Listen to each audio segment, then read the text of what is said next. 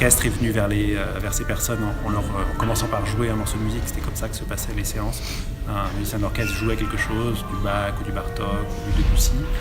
Et quelque part en échange, les personnes chantaient une chanson de leur pays ou une chanson personnelle, une chanson qui leur plaît.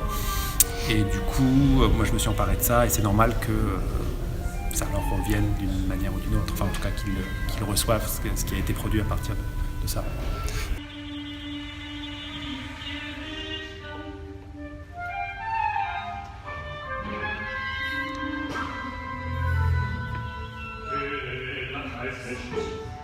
Il y a la création que j'ai écrite, qui est pour et orchestre, chœur et également son enregistré ou bande, puisque je ne sais pas si on voit l'image, mais il y a un haut-parleur qui diffuse tout ce qu'on a enregistré au cours des ateliers, donc les voix chantées des participants.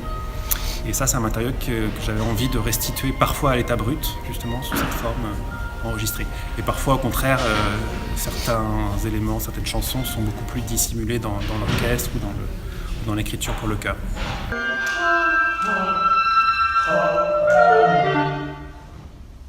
Au-delà de notre métier d'artiste, c'est un engagement.